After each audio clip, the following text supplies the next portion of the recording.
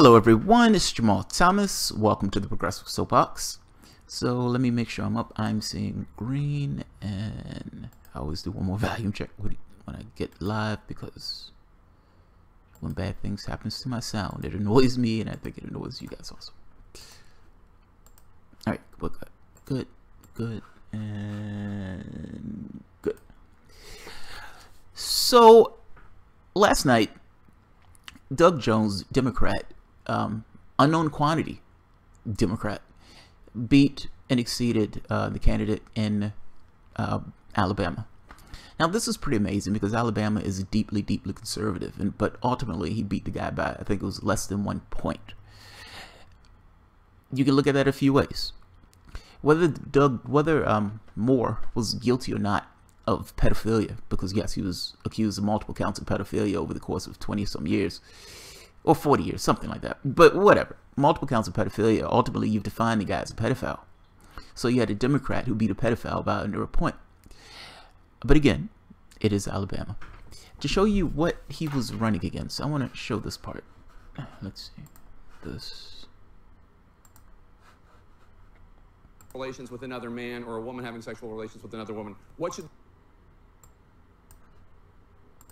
having sexual relations with another man, or a woman having sexual relations with another woman, what should the punishment be? It's just a sin, okay? I understand what they tell you in church, or what they tell you in synagogue, or what they tell you in a mosque. That's what my Bible tells me. I'm not talking about the Old Testament and the New Testament. Well, I mean, that's what this is about. There are all sorts of... You people want to take the whole 2,000 or 3,000 years of our history, and y'all just want to throw it out the window as if you're just going to make your own rules, your own man-made rules, and do whatever you want and sin. And that's part of the problem we've got in Washington, D.C. today, Jake. We got too many people winging it up there. They're fooling with women they shouldn't be fooling with. They ought to love their wives.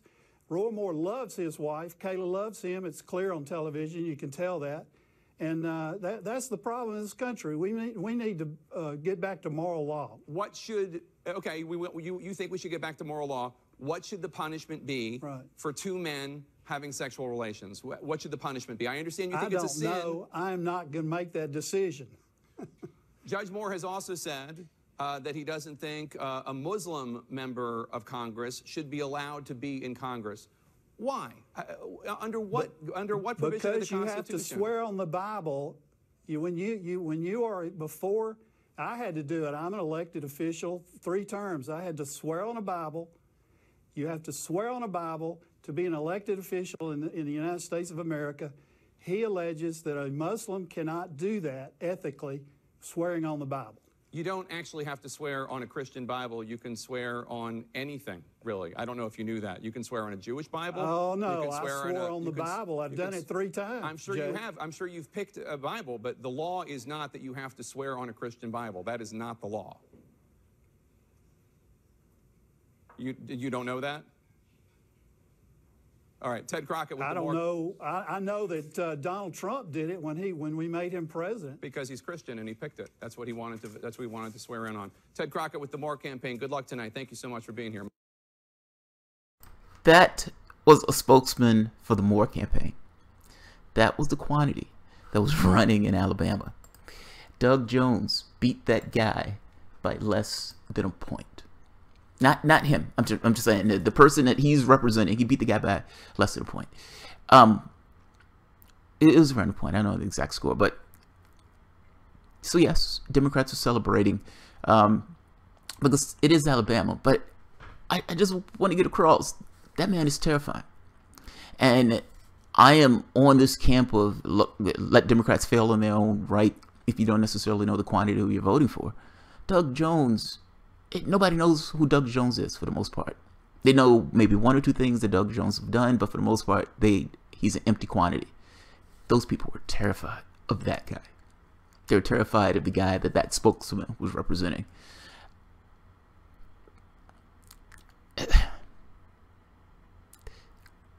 That's not a victory, man.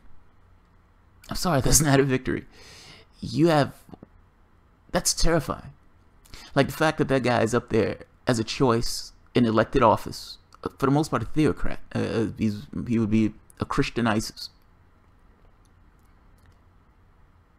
Okay, I'm back. Yeah, that's a terrifying prospect. So I just want you to know the quantity that you're dealing with, what those people were going and rallying for. People were also saying that this was some kind of victory in the sense of blacks coming out to the polls to vote for Doug Jones. Again, I think blacks voted over 90%. I think women went like 95% for the guy. Blacks vote for Democrats because they're terrified of Republicans. This has nothing to do with love for Doug Jones. I would imagine they don't even know who Doug Jones is. They were terrified of the quantity that you were seeing in that video. Terrified of that quantity. Part of the thing that they're also saying is always immensely annoying to me where they're talking about voter suppression. And they would say blacks overcame voter suppression. Why do blacks have to overcome voter suppression? You're voting for this guy by 90%.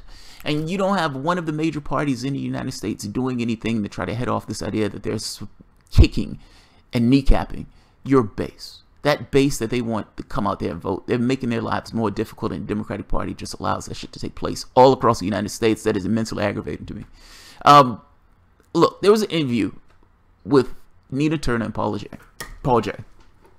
You've always heard me say I love me some Nina Turner, and that has not changed. I still love me some Nina Turner.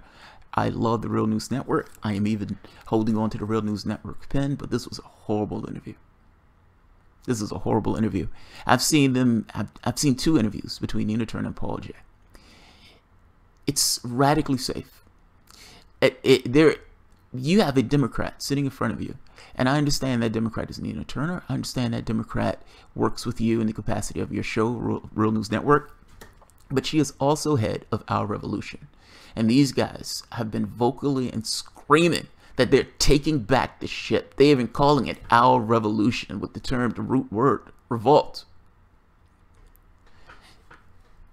At the end of the day, however, she is a Democrat. Look, I guess my point is, and I'm not fully lumping Nina Turner in on this. I'm just kind of making this point as the overall party.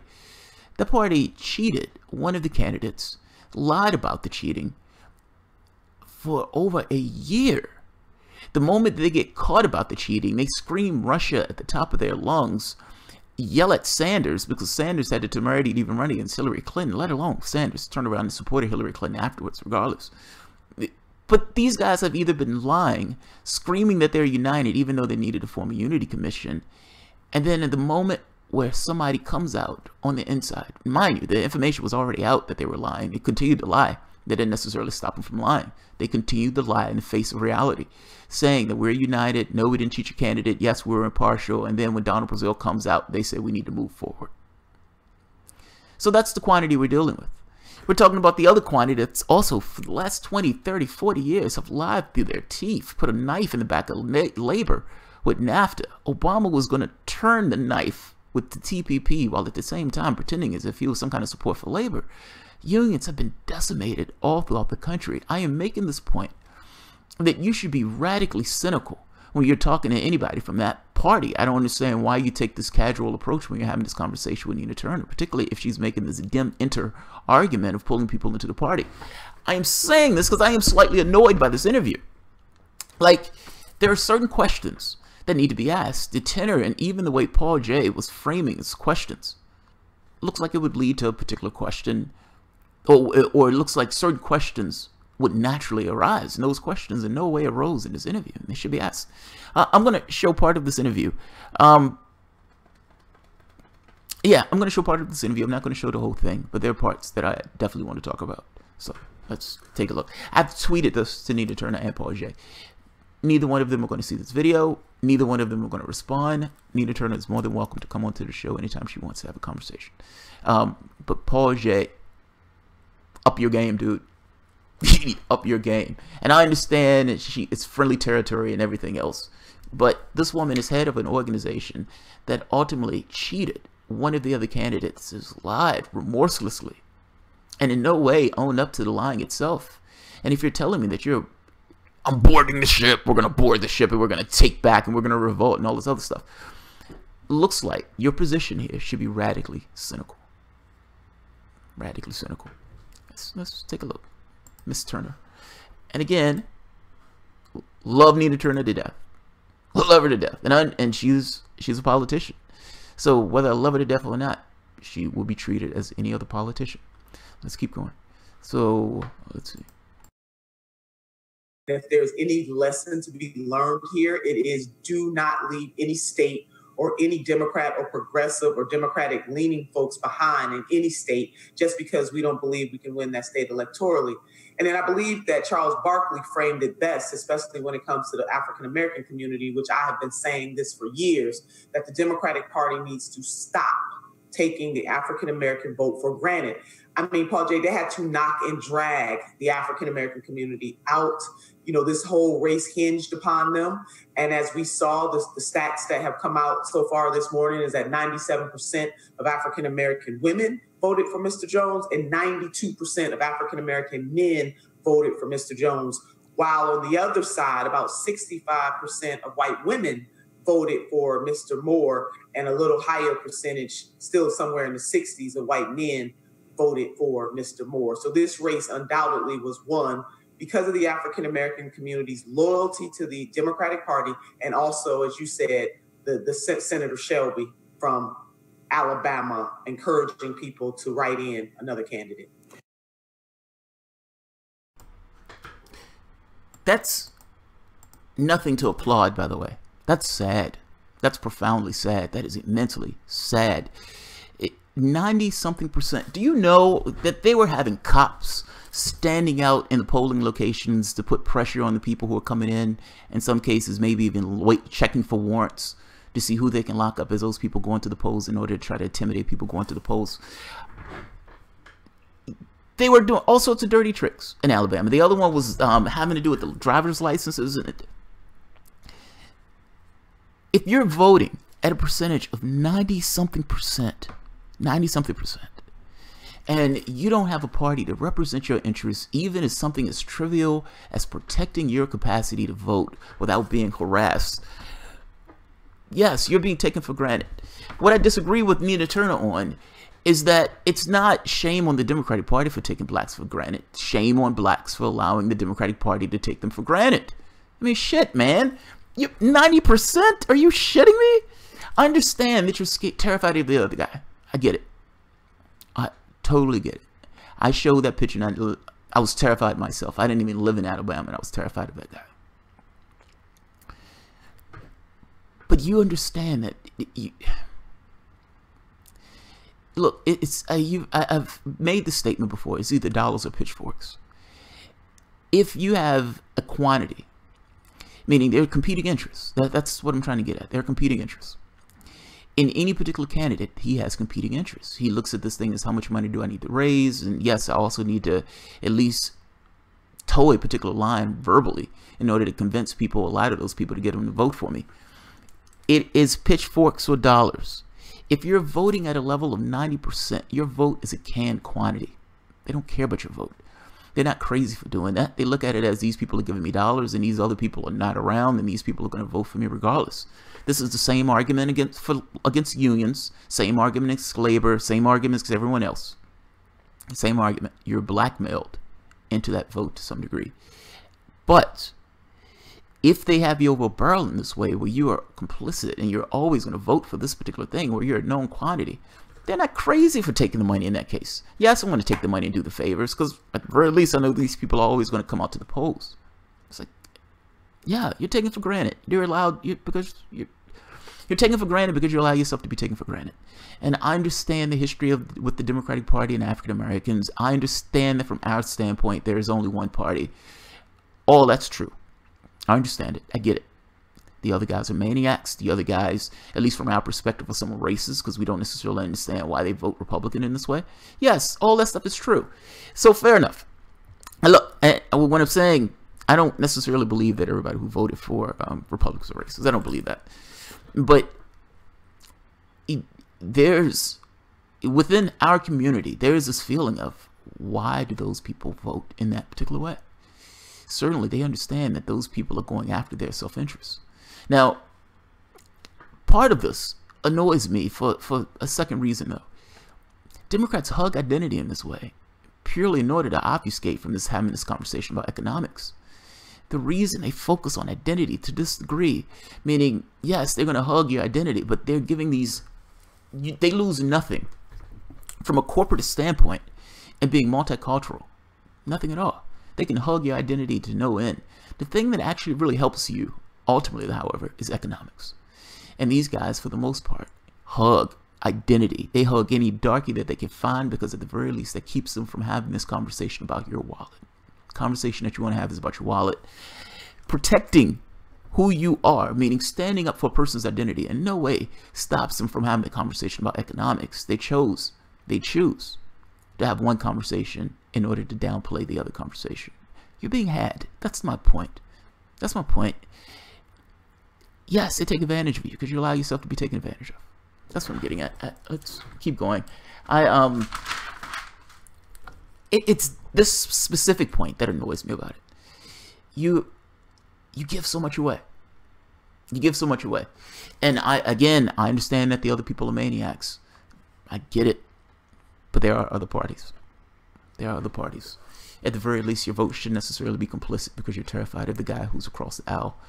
If you do that, if you're terrified, if you're so terrified of the other guy who's across the aisle, you're still putting somebody in that office.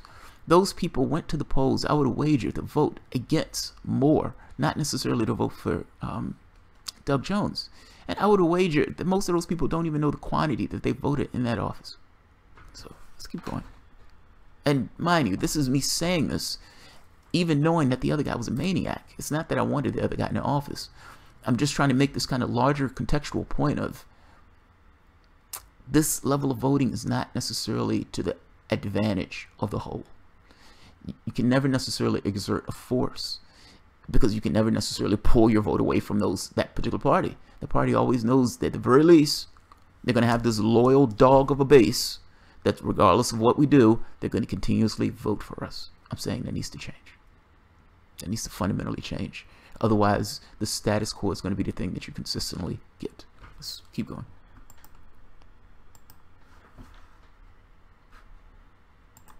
Yeah, certainly if there had been a normal Republican vote and a normal Republican candidate,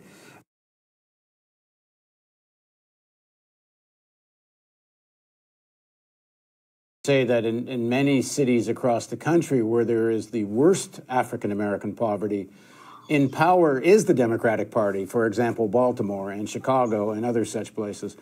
That's right. And that's part of what the fight within the party is about. So let's talk a bit now about the Unity Reform Commission. As I said, I think... By the way, I want to make one point. Just as bare bones, I should have made this in the beginning. The election of Doug Jones, it balances it.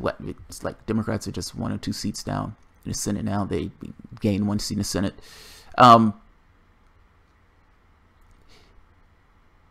Your leverage, meaning, actually, let him talk about it first. We can talk about it after. Let me make this point.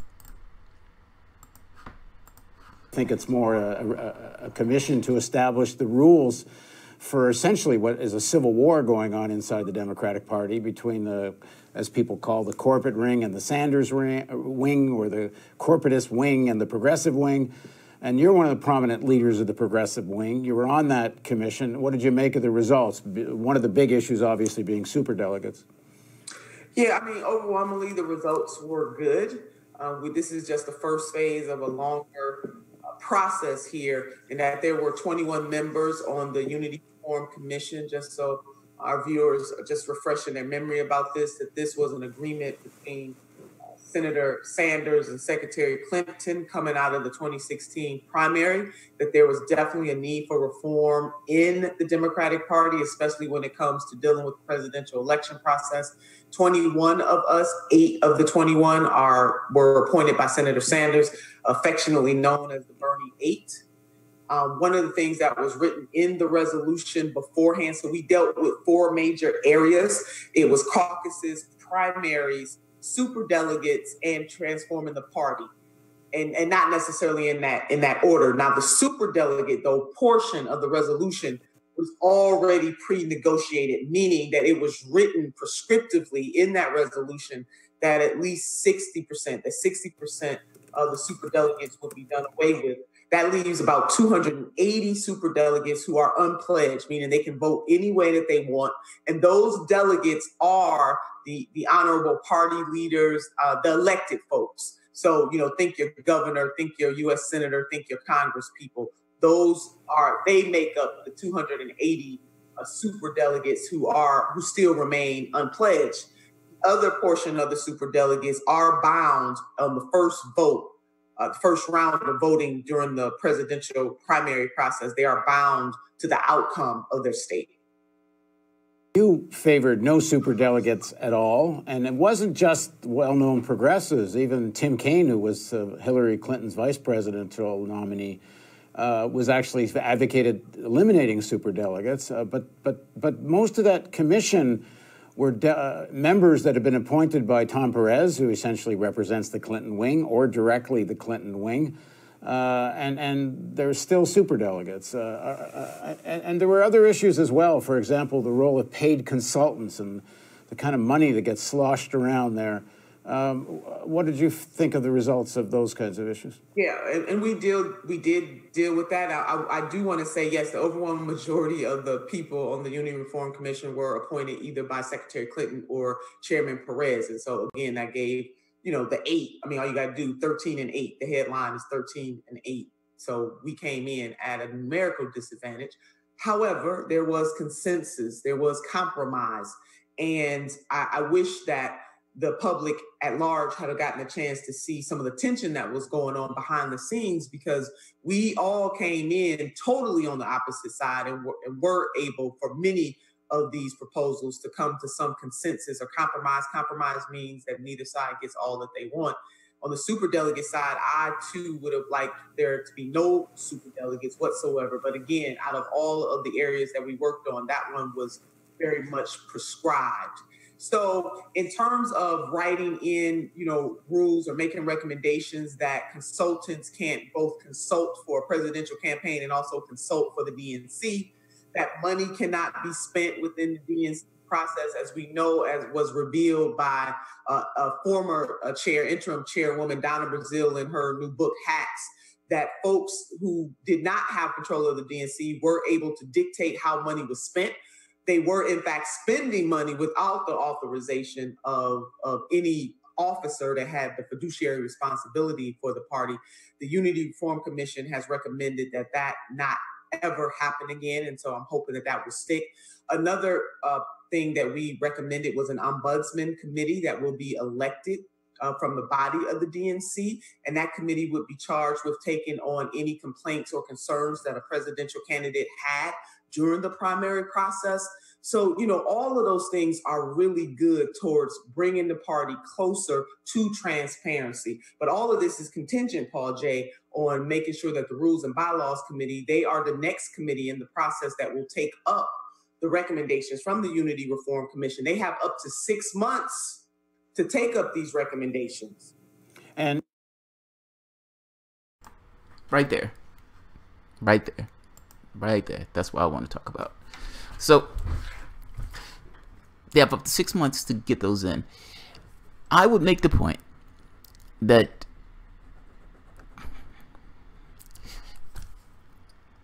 in 2018, or if it gets close to 2018, the closer you get to 2018, the weaker your hand gets. Meaning, as she acknowledged, that has to go to the Rules Committee. The Rules Committee has, for the most part, been purged of Bernie voters. The next thing that she's going to say is, yes, they've gotten rid of Sanders supporters because Tom Perez purged Bernie supporters from that particular body. The later this gets, meaning the further this gets put off, the weaker your hand gets, particularly if Democrats are going to do okay in 2018. Your leverage, the reason why Sanders had such leverage in the beginning, was because they understood that those people were willing to walk.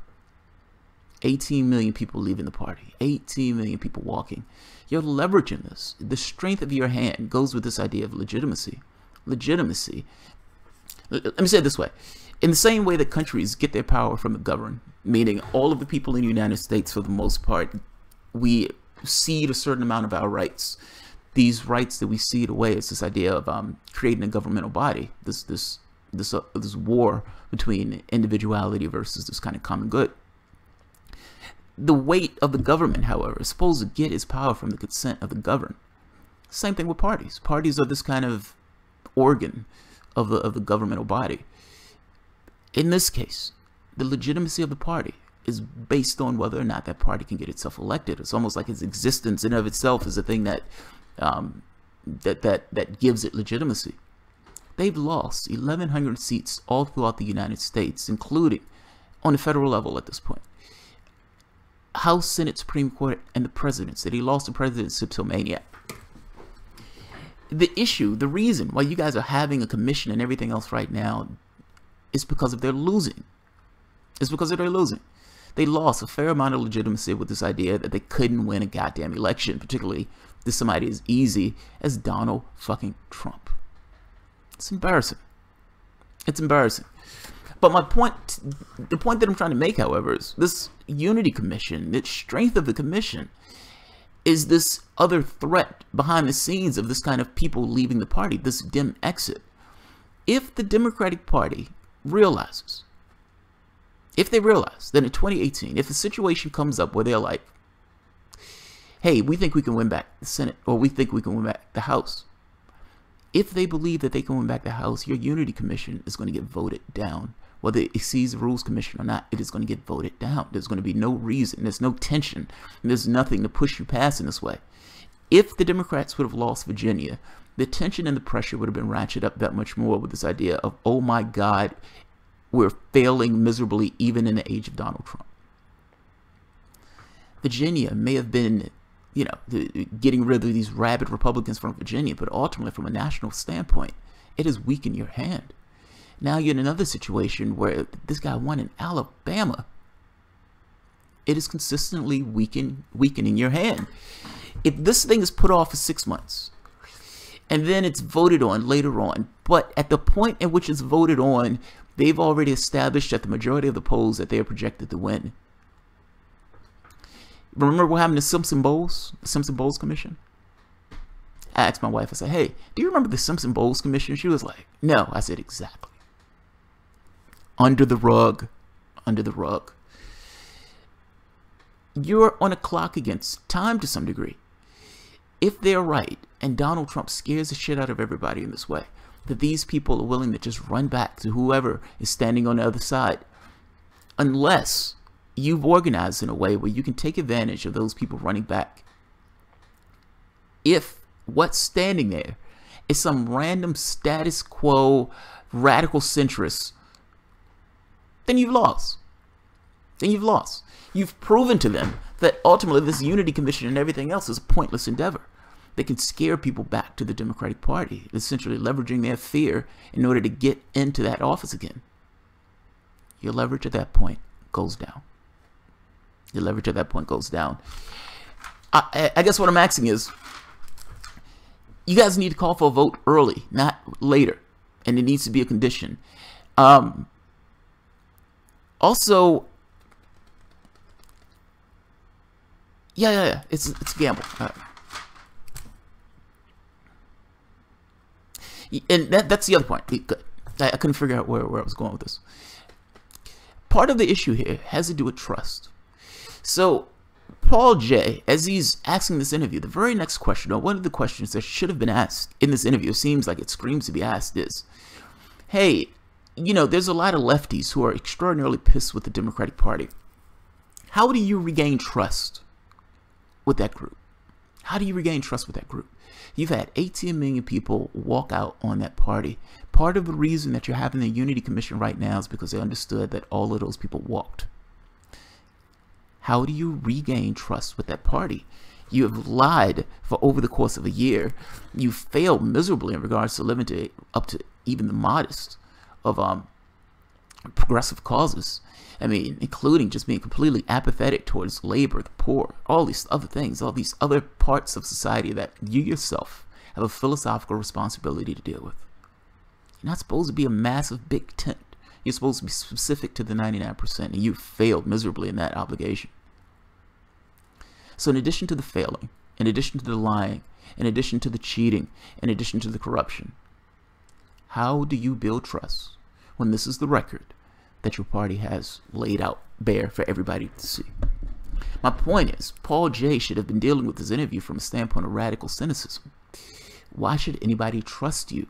How do you get across this thing of trust when everything, particularly up for the past 2 years, have gone absolutely contrary in the opposite direction of that trust?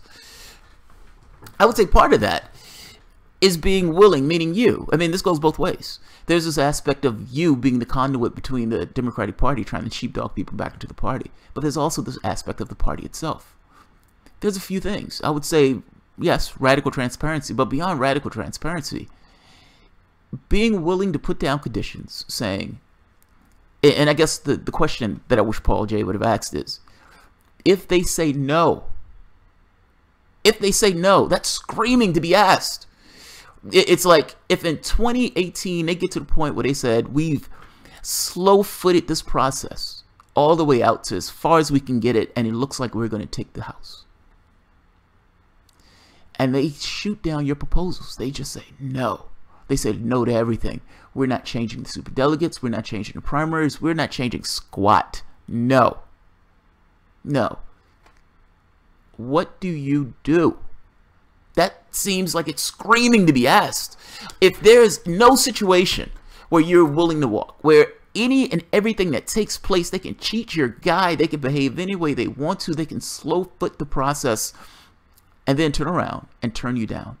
And if after all that, you guys are still saying, we're going to board the ship, we're going to keep trying, we're going to do this, then it doesn't really matter what takes place. You guys are just Democratic functionaries.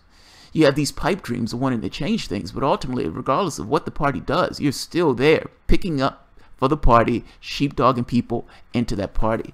The question that needs to be asked is, do you have any conditions? What is the level? What's the extent? What's the point where you grow the spine? What is the turn of the worm? That's what I want to know. What is the condition? What is the thing where you say, okay, I've had enough. I'm done. I want something that actually represents unions and workers and the poor, and that can represent those things full-throatedly and unabashed. When do you get to that point? That's what I want to know. That's what I want to know. And that's the question that they never ask. That's the question that's always danced about. That seems to be the most pertinent question to all of these people.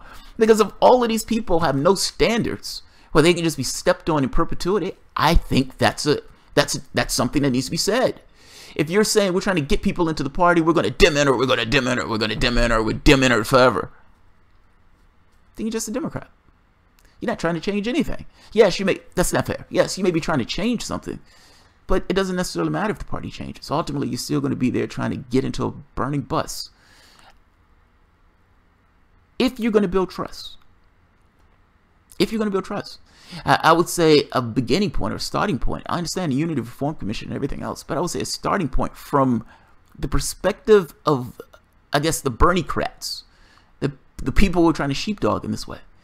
I guess the very basic way of building trust would be to say, look, the DEM-Exiters, if they don't accept these things, if they don't accept these modest, tepid provisions that we've been able to get through the Unity Reform Commission, then fair enough, we'll walk.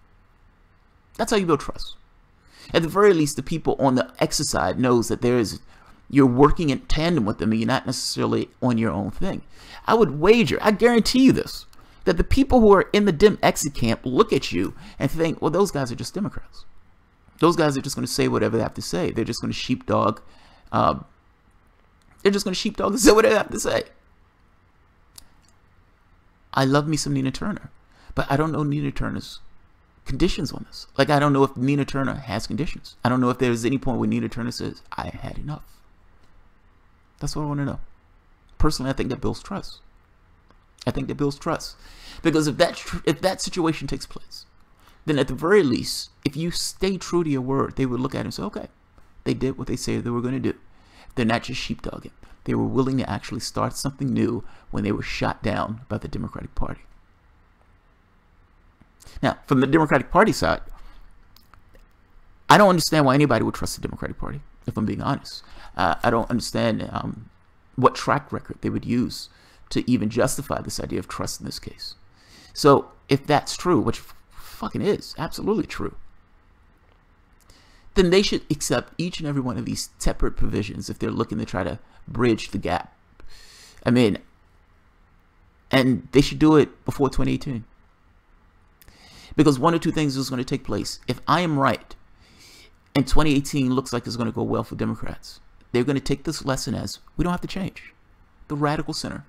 The center holds. We don't have to change squat. We can keep this business going in perpetuity. Status quo forever.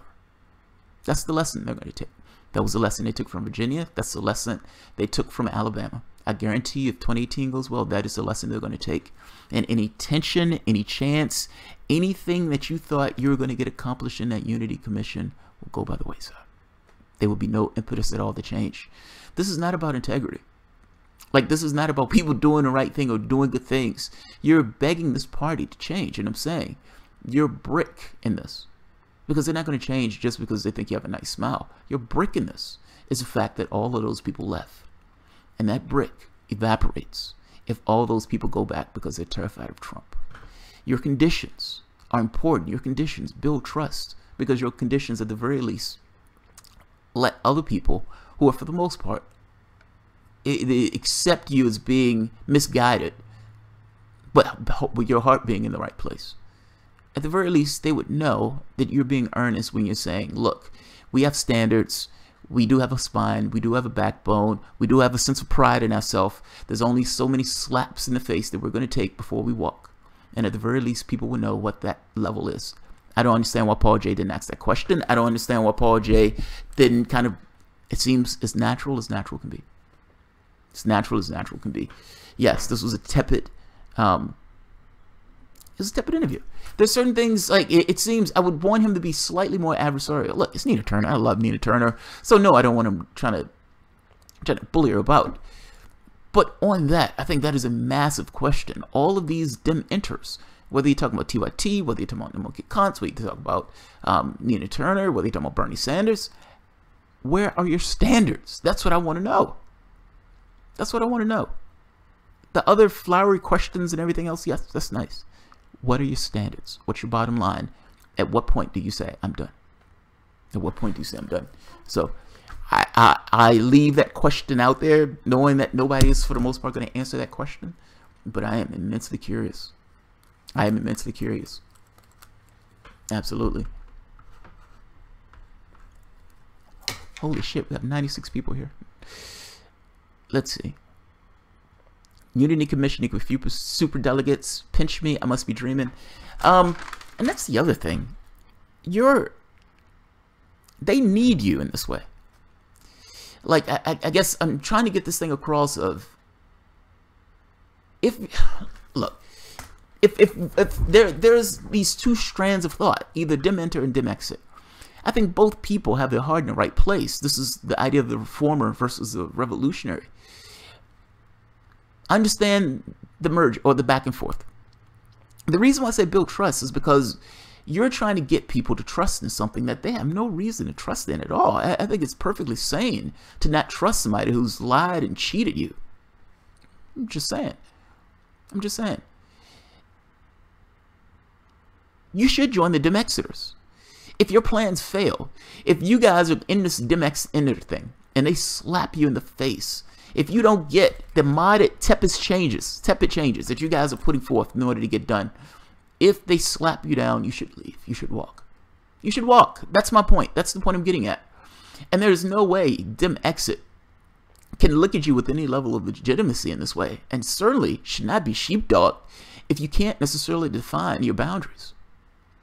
You can't define your boundaries. Why would anybody be sheepdog back into the party? At that point, you guys are just Democratic functionaries. Like I said, I love me some Nina Turner, but ultimately Nina Turner is a Democrat. And so, you know, this idea of we can change it, we can reform it, this stuff has been going on for 50, 60 years. This idea of trying to change what the Democratic Party is. I get it, man. I guess I'm just trying to make this point that your leverage goes down, the longer this goes on. That's all I'm saying. And if you can't necessarily define your boundaries, and if they start getting to the point where they're like, holy shit, we can win, then yeah, your leverage goes away. Nothing changes. Status quo forever. You've been shot in the face when you were boarding the ship. You need to be willing to walk. You need to be willing to walk. Otherwise, all of this is for naught. So, I would love for Nina Turner to answer that question. And Paul J is just dropped the fucking ball. And I like Paul J, but man, how can you not ask that question? I mean, that just, and maybe I'm biased on this. It just seems the most natural thing in the world. He's making this argument that there's a war brewing in the Democratic Party. Agree with him perfectly. I've said it many times. 2020 would be a war. Fair enough. And I also agree. They're setting the boundaries for that particular war. This is not a unity commission at all. It's what size knives are going to be, you know, what shivs are going to be allowed in this conflict. It's that type of stuff. And one side trying to nail down the rule set. Understood. Fair enough. But you understand, that rule set is not nailed down by your Unity Reform Commission. And in the same way, Simpson Bowles was done purely just to shut up certain people in the government. That stuff wasn't implemented. That stuff had no intention of being implemented. That stuff was there just purely for show. It's purely for show. So I'm not necessarily saying the Unity Reform Commission is there for show. I'm just saying that your threat in this is the fact that these people were willing to walk. The idea that you would give that threat up. And it's not a threat if you're never willing to walk, by the way. It's not a threat if you're never willing to pull the trigger on that. If it's always, oh, these people will be here regardless. African Americans were voting by 90-something% for a party that has done shit for African Americans. Yes, I understand that the civil rights movement and everything else. Yeah, fair enough. I'm talking about the last 30, 40, 50, 60 years. That vote has been taken for granted because they've allowed that vote to be taken for granted. And the idea you're voting 90% for that party is terrifying. That's terrifying. And I understand you're terrified of the backwater, the guy that was running, who didn't know that you can swear on anything. And yeah, the guy's terrifying. Yeah, the guy's terrifying. You regain trust by telling them to fall in line. Of course, Zach Simpson, that's exactly how you gain trust, apparently. D. Martin, include JT. They don't care about trust. I don't think they do. That's my point. That's my point, Martin. They don't. It has nothing to do with trust. It has nothing to do with integrity. It has to do with differential advantage. If this goes on for a period of time and we believe that we can sheepdog people back into the party and have to give nothing for it, this is what the course that we're going to take. Why would they do anything else? Like, yeah, integrity doesn't apply. Integrity doesn't apply. Jeremy Popolaski, 60% less superdelegates, 100% same manipulation. Yeah, somebody said, hey, 60% less cheating is still 100% cheating.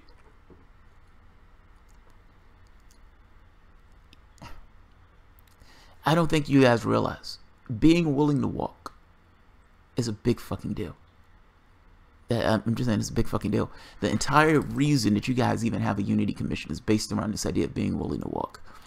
And if ultimately you're not willing to walk, and if ultimately those people are going to get elected again, your strength, your leverage is this tension that's created by their failures. If they believe that those failures can be undone based upon people being terrified of Trump, then guess what? It's going to be Trump in Russia. Then it's going to be, Trump and Nazis.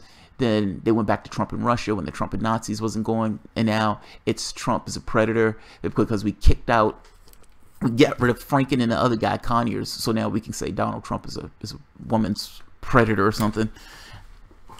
All of these things are done. I think the aggravating thing is people fall into this stuff. All of these things are done purely to obfuscate from race. From economics. Their millionaires told them to shut the hell up about economics, and they shut the hell up about economics and to start talking about women and Trump. The Republicans are putting forth a fucking tax bill that's going to put $1.5 trillion of debt on the backs of the American public. 60% of the money that they're giving in that tax cut is going to the top 1%. Democrats don't make the argument about economics. They don't make the argument about class, seeming the most natural argument to make in the world. Trump in Russia, or Trump is a sexual predator. And and again, this is one of those questions that Paul J. should have asked. If Democrats in no way can even come out and say that they were guilty, and in this situation, one of their billionaires told them to shut up about talking about class, and they immediately shut up about class and went towards these things of Trump as a predator. Why should anybody trust that that party is going to represent the interests of the 99% when their donors clearly have such influence and sway over even their current policy and talking points? The question seems as natural as it can be. Seems as natural as can be. Yeah, Paul J. dropped the ball. Paul J. dropped the ball. Chris NZ, the party of nope and same, pretty much. Zox Ox, that's the day they go through most, let me see, that's the day they go through what most of you followers have gone through, and they can enjoy it and savor its bitterness. Savor its bitterness, I love that. Savoring bitterness. The bitter enders. Captain Obvious, well, it's technically not even 56% less rigging, it's 56% recommended less rigging. Thank you, Captain Obvious, being precise. The actual rigging will likely stay solid, 100%. 100%. I love this. It's like, let's have a revolution! I beseech thee, sir. Hey, can you please allow us to do this? I love that. A step and fetch it revolution. I love it. I love it. The only revolution where people are begging for less rigging. Hey, please, can you rig it less? We need you to rig it less. This is our petition that you rig it less. Amazing. It's fucking amazing. We're gonna board the ship. We're gonna board the ship. Captain Obvious. James Wilkerson, I do not accept. Can't trust anyone with a D next to their name. Zach Simpson, this is my point. This is my point.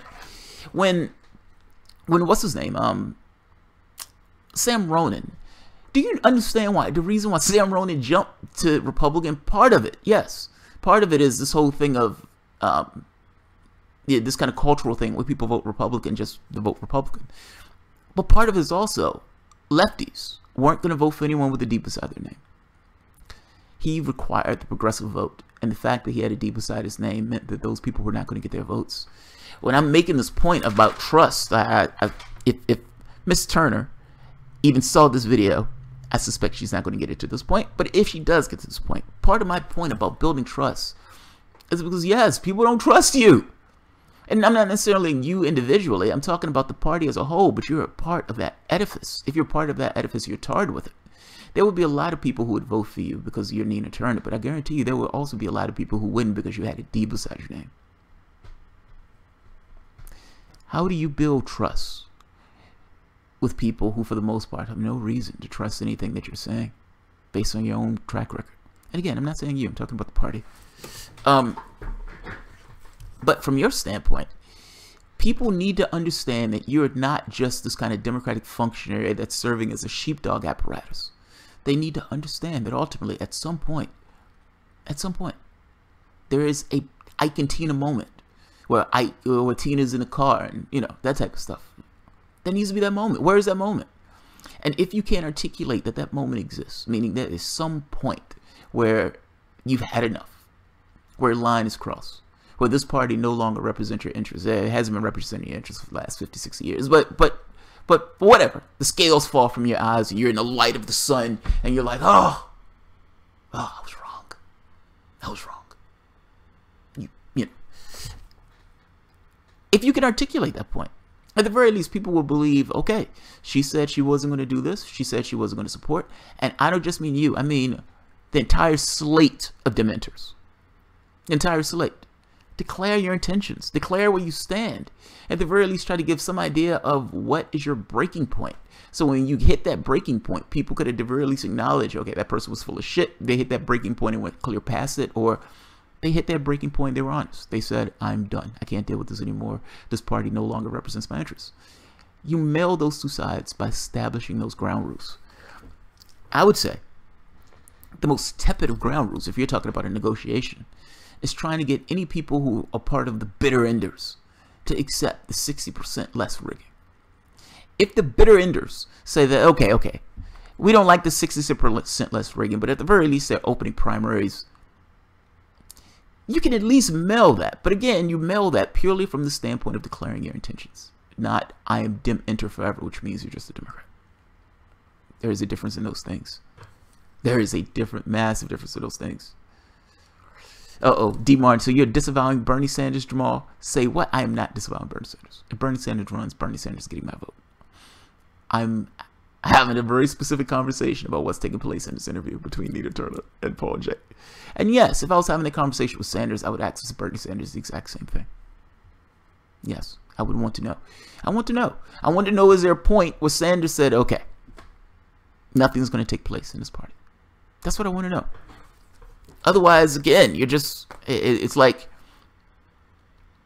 if you're forever willing to get slapped, then how are you leading anybody? The only thing you would ever lead anybody to is continuously getting slapped. People need to know where you stand. That's all I'm saying. That's all. That's all I'm saying. James Wilkerson, Unity was based on Rick and Morty. That's awesome. That's funny. None of your business. I missed it. Who's the pop character? Professor X. Who's the what? The pop character? Oh, that's not Professor X. That's fucked up. That's Paul J. Paul J. That's wrong. That's so wrong. That's so wrong. No, Paul J's host of Real News Network. He's a fucking awesome journalist. I love the guy. I like him. Not in this interview, but under normal circumstances, yes, I like him. This was, like I said, radically safe. Radically safe. Luca Clemente, get to the point, Jamal. Where do we meet with the pitchforks? Where do we meet with the pitchforks? I don't know, Luca. I think we meet at that same progressive spot. She had a few of them that we can borrow if we can't bring our own. Catherine Horace, there's nothing Trump can do to scare me into voting for Schumer or Gillibrand ever again. Agreed. Agreed. That's my point. Look, I am not necessarily saying completely pull yourself out the political process. You've never heard me say that. What I have said is, if somebody doesn't represent your interest, they should not get your vote. You shouldn't necessarily say, I'm going to reward this other guy because this other guy is not necessarily representing me.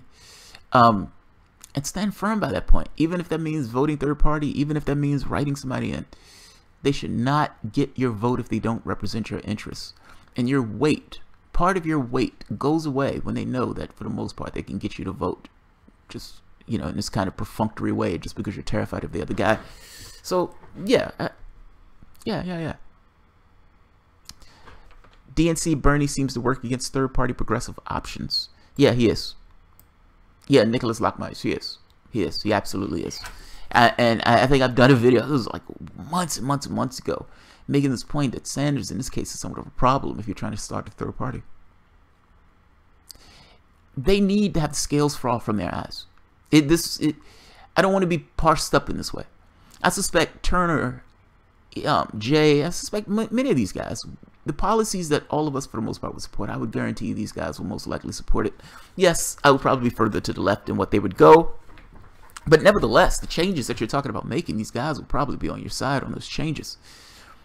The problem is the energies are diverted into two different places. One group is trying to board a burning ship, and the other group is trying to start something new.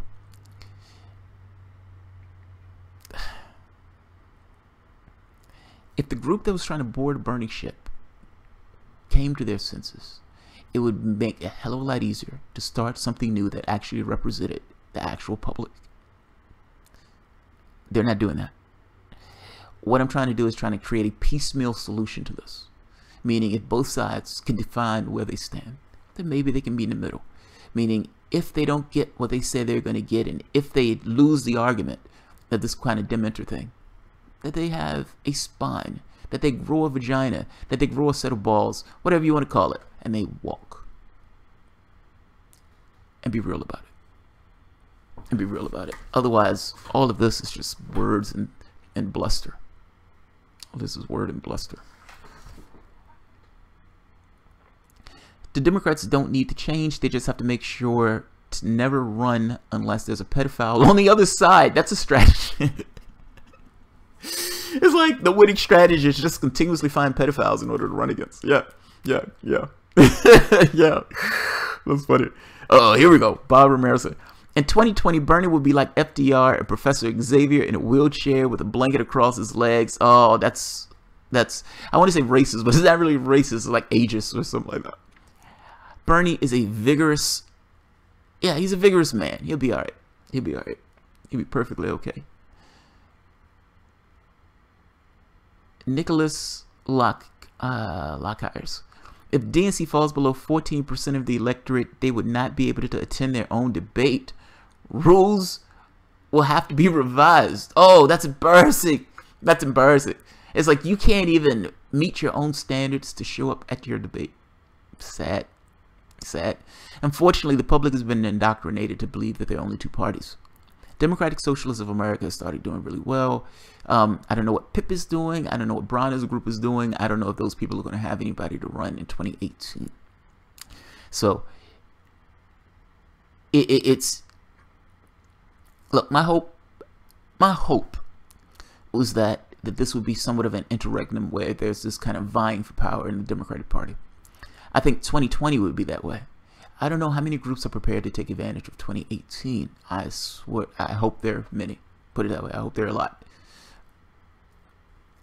I still say, if Sanders won in 2020, meaning if he won the primary and he won the presidency, it would fundamentally change what it means to be a Democrat in the United States.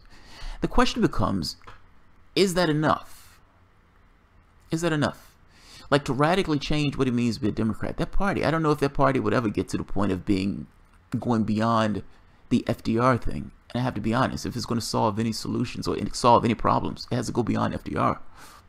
None of this save capitalism shit. You need to go beyond FDR. You need to come up with new solutions. Stop looking back at old stuff. That's kind of besides the point. That's besides the point. That's off the rails. That's off the rails. I just hope that there's something there in place to take advantage of the 2018-2020 thing. What I don't think will help in this is if these guys were going through all of this Unity Reform Commission stuff, it gets to the end of the process, they don't get what they want, and they're still DEM-ENTER forever. Still DEM-ENTER forever. Yeah, my connection is weak. I'm sorry, guys. In fact, I may kill this. It's blinking in and out like over and over again, so it looks like it's maybe getting worse. Yeah, guys, I wanted to talk about this. I saw this and it annoyed me.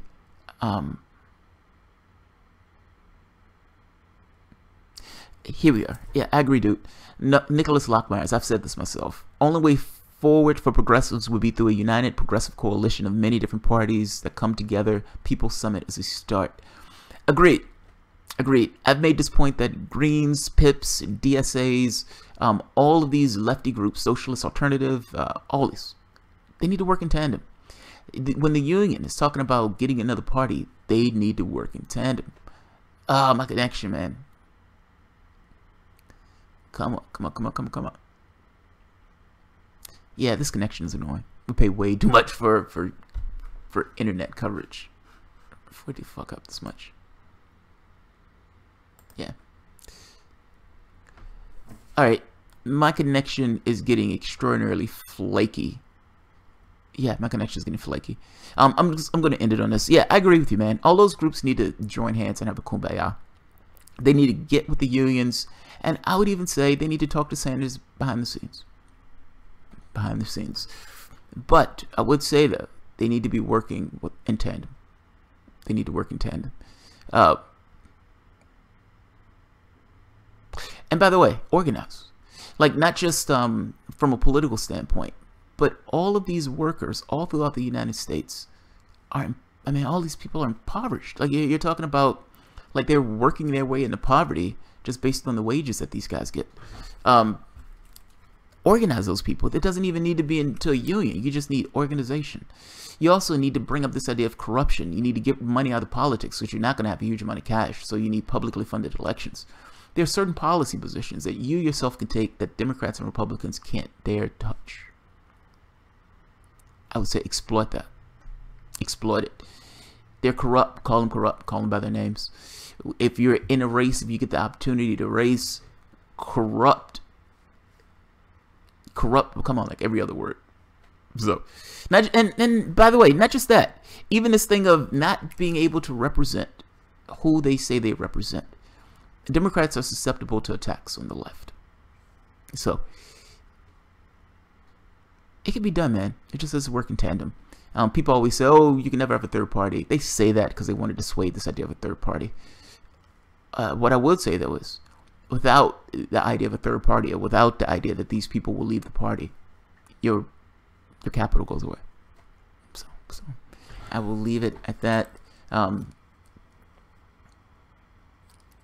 Sorry for the connection, guys. I need to figure out what's going on. I'm gonna kill it. Yeah, my connection is flaky. So I'm gonna end this. Alright guys, if you enjoy the content, feel free to share, like, subscribe, and of course, you can always support through Patreon. If Nina Turner, in some odd and weird chance gets to see this, like I said, I love me some Nina Turner, so this is not meant as a bad way. It's just the Unity Reform Commission thing is a little annoying. I understand that it has a potential for significance, but right now all of this stuff is just purely up in the air in regards, and you're in a group called Our Revolution, but you're begging Democrats to allow you these provisions. Please rig it. Just if you can rig it by 60%, if we only rig it by 40%, we'll be okay with that. Like, that's not a revolution. That's not a revolution. That's something else. It is a revolution when you get to the point. It is a revolution when you get to the point of being willing to say no. Willing to say no. Right now, it just seems like it doesn't matter what takes place. We're all in. Wait and see. Wait and see. But yeah, wait and see. Wait and see. I don't want to gut this idea of the Unity Reform Commission because I don't necessarily know the value of the Unity Reform Commission. We're not going to know the value until later on. It could have massive significance, or it can have no significance at all. What I will say is the thing that gives it significance is the idea that these people will be willing to walk. So, the significance of that commission is purely related to whether those people are going to be willing to walk, and whether you can make them fail if they don't live up to the obligations of that commission. So, if it's DEM-ENTER forever, you have no influence. If it's, yes, we're willing to walk under X condition, then yeah, you do have influence, because at the very least, they know the condition that's being put up. So, I will leave it at that. Yeah, you guys have a good one. I need to check this connection, figure out what's going on. And I have a few more that I want to do tonight, so if the connection is flaky, that's probably just going to be put up. Just upload it. Alright guys.